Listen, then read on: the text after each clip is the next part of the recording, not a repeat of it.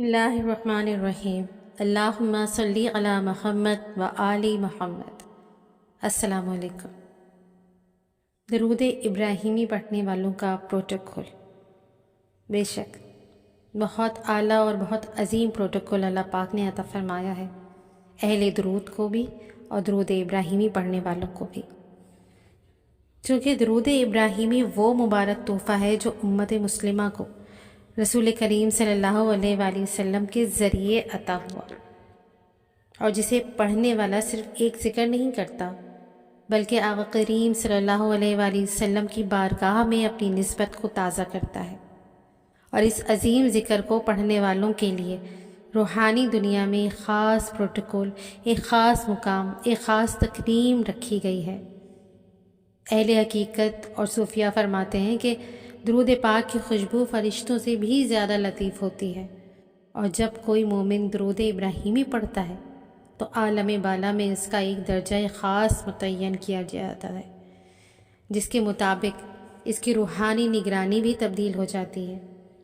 اور یہ پروٹوکول یوں ہی نہیں ملتا، یہ تو ملتا ہے عشق مصطفیٰ صلی اللہ علیہ وآلہ وسلم سے، نیت کی پاکیزگی سے، دل کے اخلاص اور ذکر کی پابندی سے جنم لیتا ہے۔ اس پر گفتگو کرنے کے لیے ہمیں درود پاک کی حقیقت، اس کے آثار اور اللہ کے مقرب فرشتوں کے رویے کو سمجھنا ہوگا، جو اس ذکر پڑھنے والوں کی نگرانی کے لیے مقرر کیے جاتے ہیں۔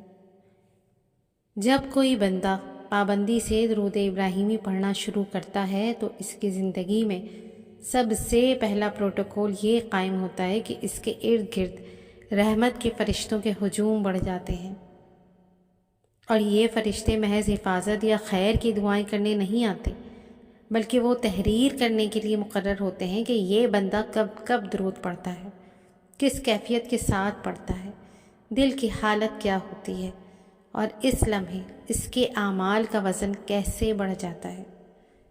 حدیث پاک میں آتا ہے کہ درود پڑھنے والے کے لیے فرشتے دعا کرتے ہیں کہ اے اللہ اس پر رحمت نازل فرما، اس کے درجات بلند کر دے، اس کی خطائیں معاف کر دے۔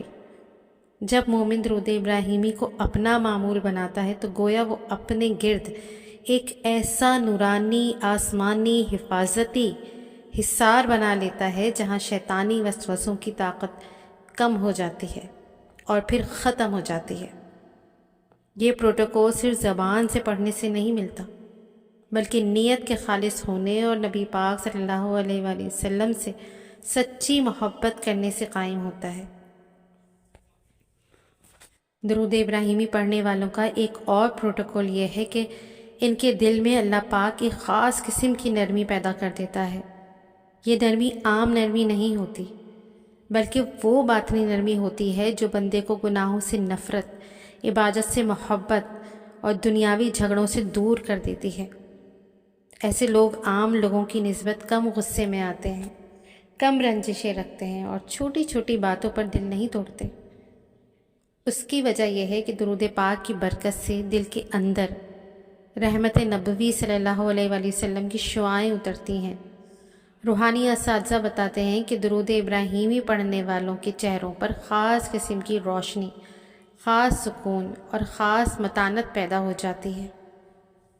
یہ بھی درود کا پروٹوکول ہے۔ یہ روشنی ظاہری بھی ہوتی ہے اور باطنی بھی۔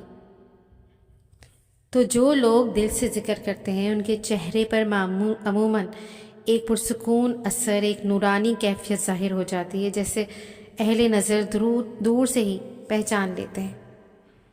ایک خاص بات جو درود ابراہیمی پڑھنے والوں کے پروٹوکول میں داخل ہے وہ یہ کہ ان کے لیے آسانیاں مقدر کر دی جاتی ہیں۔ ایسے لوگ جن مشکلات میں پھنس جاتے ہیں، اللہ کی خاص رحمت سے ان کے لیے وہ مشکلات نرم کر دی جاتی ہیں۔ کبھی کسی دروازے سے مدد آ جاتی ہے تو کبھی کسی ایسے انسان سے خیر مل جاتی ہے جو پہلے کبھی زندگی میں نہ دیکھا ہو، کبھی کسی مایوسی کے لمحے میں اچانک دل مطمئن ہو جاتا ہے، اور یہ سب اس لیے ہوتا ہے کہ جو شخص آقا صلی اللہ علیہ وآلہ وسلم پر درود بھیجتا ہے، اللہ پاک اس کی زندگی میں محبت رسول صلی اللہ علیہ وآلہ وسلم کے صدقے آسانیاں جاری کر دیتا ہے۔ اور اس پروٹوکول کی طاقت یہ ہے کہ اگر بندہ راستے میں گم ہو جائے زندگی کی دھند میں کھو جائے تو درود کا نور اسے منزل تک لے آتا ہے۔ درود ابراہیمی پڑھنے والوں کے لیے ایک اور عظیم پروٹوکول یہ ہے کہ ان کی دعائیں جلد قبول ہونا شروع ہو جاتی ہیں۔ حدیث میں آتا ہے کہ دعا قبولیت کے لیے آسمان کی طرف نہیں جاتی جب تک کہ اس میں درود پاک شامل نہ کیا جائے، یعنی درود ایسی روحانی مہر ہے جو دعا کو رب کے حضور قابل پیشی بنا دیتی ہے۔ جو لوگ روزانہ سینکڑوں ہزاروں بار درود ابراہیمی پڑھتے ہیں ان کی زبان میں تاثیر پیدا ہو جاتی ہے۔ جب وہ کسی کے لیے دعا کرتے ہیں تو اللہ پاک اسے قبولیت کے قریب کر دیتا ہے۔ اس لیے صوفیہ فرماتے ہیں کہ درود پڑھنے والے کی زبان نور کا چراغ بن جاتی ہے، اور یہ چراغ نہ صرف اس کے لیے بلکہ اس کے گھر والوں، اس کے بچوں، اس کے ماحول کے لیے بھی روشنی بن جاتا ہے۔ اور روحانی پروٹوکول میں ایک نہایت عظیم راز یہ بھی ہے کہ درود پڑھنے والے کے لیے قبر کا اندھیرا روشن ہو جاتا ہے۔ سبحان اللہ۔ یہ حدیث پاک سے ثابت ہے کہ جو شخص کثرت سے درود پڑھتا ہے اس کی قبر میں نور اور راحت پیدا کر دی جاتی ہے۔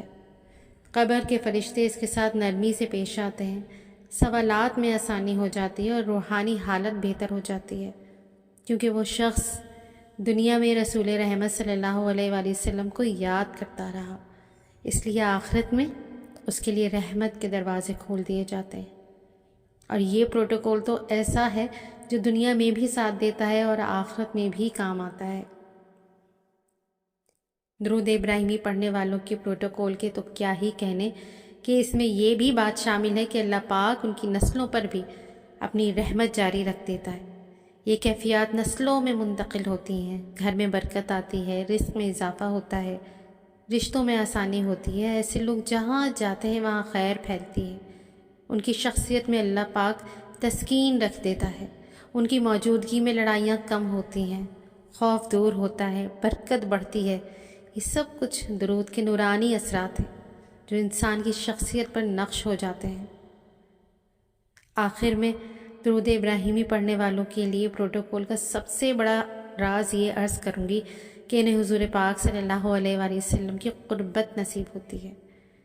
جب بندہ کثرت سے درود پاک پڑھتا ہے تو اس کی روح پر ایسی لطافت نازل ہوتی ہے کہ وہ خواب میں، کشف میں یا دل کے اندرونی احساسات میں نبی پاک صلی اللہ علیہ وآلہ وسلم کی محبت کو بہت زیادہ محسوس کرنے لگتا ہے۔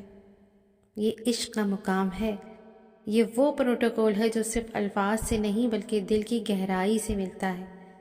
ایسے لوگوں کو دنیا بھی پیاری لگنا شروع ہو جاتی ہے اور ان کا دل آخرت کی طرف بھی مائل ہو جاتا ہے، ان کی آنکھوں میں نرمیاں بڑھ جاتی ہیں اور اعمال میں اخلاص آ جاتا ہے۔ تو آج سے ہم سب بھی کوشش کریں گے کہ باقی درود پاک کے صیغوں کے ساتھ ساتھ درود ابراہیمی کو لازمی طور پہ اپنے صیغوں میں شامل کریں، اور کم سے کم بھی 100 مرتبہ ایک تسبیح ہم درود ابراہیمی کی ضرور پڑھا کریں، اور اللہ پاک سے دعا کیا کریں کہ اللہ پاک ہمیں درود ابراہیمی پڑھنے والوں میں شامل فرمائے، اس کی کثرت کرنے والوں میں شامل فرما، اور اس کے تمام فیض و برکات اور انوارات ہمیں نازل فرما، ہم سے بس راضی ہو جائے، ہم سے خوش ہو جائے۔ اللہ پاک اپنی اور نبی پاک صلی اللہ علیہ وآلہ وسلم کی قربت و محبت عطا فرما دے۔ آمین ثم آمین۔ جزاک اللہ خیر۔ اللہ حافظ۔